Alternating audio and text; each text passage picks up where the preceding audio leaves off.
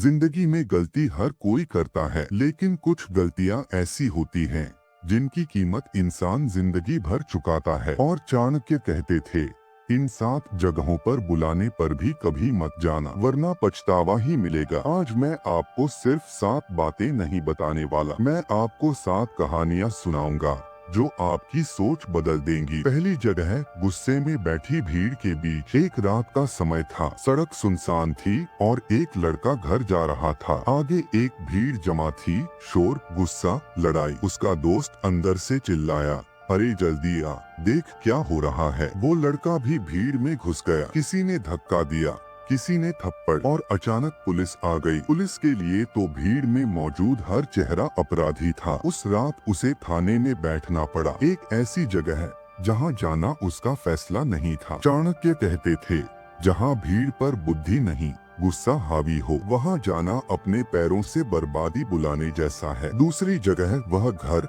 जहाँ लालच की खुशबू आती हो। रवि नाम का एक लड़का नौकरी ढूंढ रहा था। एक दूर का रिश्तेदार बोला, चल मैं तुझे एक रास्ता दिखाता हूँ, 2 महीने में अमीर बना दूंगा। वो चला गया। सामने एक बड़ा सा घर था, लेकिन अंदर बैठे लोग सिर्फ एक बात कर रहे थे, पैसा पैसा पैसा। न कोई नैतिकता, न कोई ईमानदारी। रवि ने सोचा कोशिश कर लेता हूँ, लेकिन धीरे धीरे उसकी रातों की नींद उड़ने लगी। वो भी वही लालच का हिस्सा बन गया। जब बर्बादी आई तो वो रिश्तेदार गायब और बचा सिर्फ पछतावा। चाणक्य कहते हैं, लालच की दहलीज पर जो पैर रखता है वह लौटता तो है, पर कभी वैसा नहीं रहता जैसा गया था। तीसरी जगह है अपमान करने वालों का दरबार। नेहा नाम की लड़की थी। उसकी दोस्तें उसे हर बार बुलाती थीं, आजा बातें करेंगे, लेकिन हर बार वो उनके शब्दों का निशाना बनती। कभी उसके कपड़ों पर टिप्पणी, कभी उसके सपनों पर हंसी, कभी उसके परिवार पर ताने। एक दिन नेहा चुपचाप घर लौट आई। उसकी आंखों में आंसू थे, दिल में सवाल, मैं हर बार अपमान सहने क्यों जाती हूँ। उसने फैसला किया,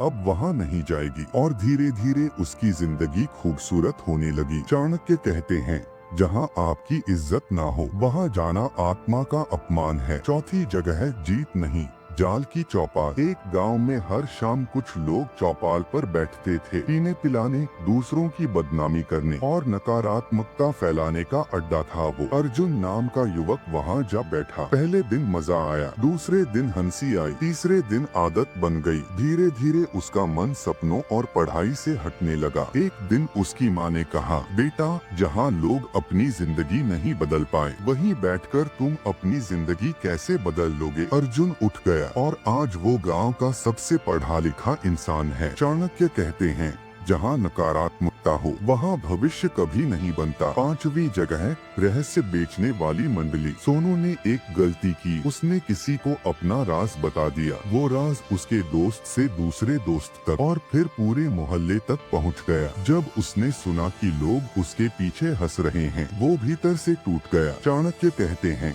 जहाँ राज सुरक्षित ना हो वहाँ जाना अपने जीवन के पन्ने खुले छोड़ने जैसा है। अगर कोई दूसरों की बातें फैलाता है तो वो आपकी बातें भी फैलाएगा। छठी जगह है वो रास्ता जो आपकी इज्जत नहीं, आपकी कमजोरी ढूंढे। ऑफिस में 2 लड़के थे, विकास और अरमान। अरमान हमेशा बुलाता, चल सिगरेट पीते हैं, चल चिल करते हैं, चल टाइम पास करते हैं। विकास कई बार मना करता, लेकिन दोस्ती निभाने के चक्कर में कभी कभी चला जाता और धीरे धीरे गलत आदतों में फंसने लगा। एक दिन उसके पिता ने पूछा, वो बुलाते हैं पाने के लिए और तुम जाते हो क्या खोने के लिए। विकास ने उनसे दूरी बना ली और उसकी जिंदगी फिर पटरी पर आ गई। चाणक्य कहते हैं, जहाँ आपकी कमजोरियाँ उभारी जाएं, वहाँ कदम रखना मूर्खता है। 7वीं जगह है वो स्थान जहाँ आपका समय बर्बाद हो और आपको पता भी न चले। ये सबसे खतरनाक जगह है। न कोई गुस्सा, न कोई झगड़ा, न कोई लालच, बस समय की धीमी मौत। सोशल मीडिया का वो कोना, बेकार लोगों की वो मंडली, गॉसिप का वो चक्र, जहाँ आप जाते हो 5 मिनट के लिए और लौटते हो 2 घंटे बाद। चाणक्य कहते हैं,